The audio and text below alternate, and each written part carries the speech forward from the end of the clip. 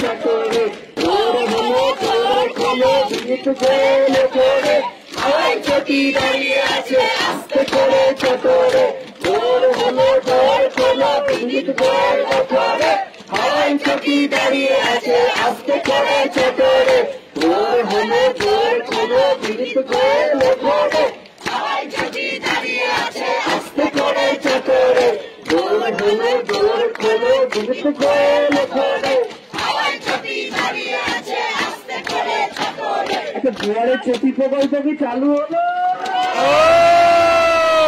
মামলায় সিবিআই গ্রেপ্তার করলো সন্দীপ ঘোষকে। রাজ্যের প্রশাসন যাকে ধামাচাপা দিয়ে সাহায্য করার সব রকমের চেষ্টা করেছিল, কেন গত 1 বছর ধরে আর্থিক দুর্নীতি মামলায় কিছু হয়নি? কে সেই দুর্নীতির কাগজ ধামাচাপা দিয়ে রেখেছিল? কার দায়িত্ব ছিল? ভিজিলেন্স সহ নানান জায়গাতে ঘুরেও কিছু করতে পারেনি। এই উত্তর তো মুখ্যমন্ত্রীকে দিতে। আর্যিকর বিচার চাই, ছেড়ে দেওয়া যাবে না। নির্যাতিতা খুন হলো, তথ্য প্রমাণ লোপাট করার ব্যবস্থা হলো। সন্দীপ ঘোষ এবং তার বাহিনী, পুলিশ এবং তার মাতব্বররা, তারা সবাই মিলে ধামাচাপা দেওয়ার চেষ্টা করেছে। কোনো সন্দেহ আছে?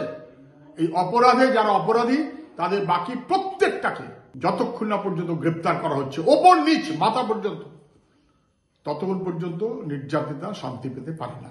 আপাতত বাকিদের গ্রেপ্তার কবে হবে তার অপেক্ষা। দুর্নীতি, এই সীমাহীন লুট, এই ঔদ্ধত্য, এই অত্যাচার একা সন্দীপ ঘোষের পক্ষে টেনে নিয়ে যাওয়া সম্ভব ছিল না।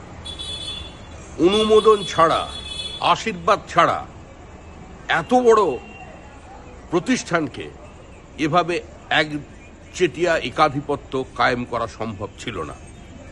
আমরা বিশ্বাস রাখি যে আদালতের নজরদারিতে যে তদন্ত চলছে, কেন্দ্রীয় তদন্তকারী সংস্থা নিঃসন্দেহে প্রকৃত তথ্য উদ্ঘাটিত করবেন। আমরা প্রথম থেকেই বলছি, এই মেয়েটি কোনো বিচ্ছিন্ন ধর্ষণ কিংবা খুনের ঘটনার শিকার নয়। একটি বিশেষ চক্রের বিরুদ্ধে আওয়াজ তোলা কিংবা কিছু জেনে ফেলার কারণে পরিকল্পিতভাবে খুন করা হয়েছে তাকে। এবং এই কাজ একার কোনো ব্যক্তির কাজ নয়, এটা একটা সংগঠিত অপরাধ, প্রাতিষ্ঠানিক অপরাধ। সিবিআইয়ের কাছে জানতে চাইছি, বাংলার মানুষ জানতে চাইছে, এই ক্ষেত্রে ধর্ষণ এবং খুনের ক্ষেত্রে তিলোত্তমার সন্দীপ ঘোষের কি ভূমিকা ছিল? তার এখানে তিনি কি মাস্টার মাইন্ড প্লে করেছেন বা কি ভূমিকা তার ছিল খুন হয়ে যাওয়ার পিছনে বা ধর্ষণের পেছনে? সেটাও দ্রুত জনমানুষে আনুক। আগামী 5 তারিখে সুপ্রিম কোর্টে মামলা আছে, আমরা তাকিয়ে আছি সিবিআইয়ের পক্ষ থেকে সুপ্রিম কোর্টে কি সমস্ত ডেটা সেখানে সাবমিশন করে তার উপর আমরা লক্ষ্য করছি। আমরা বাংলার মানুষ অধীর আগ্রহে অপেক্ষায় আছি। জাস্টিস ফর তিলোত্তমা কোনোভাবেই এই আরজি করে যে ঘটনা ঘটেছে মেনে নেওয়া যাচ্ছে না, মেনে নেওয়া যাবে না। আগামী দিনে এই ধরনের কোনো না ঘটনা ঘটে, তার জন্য রাজ্য প্রশাসন, সিবিআই এবং কেন্দ্র সরকারকে আরো সক্রিয় হতে হবে।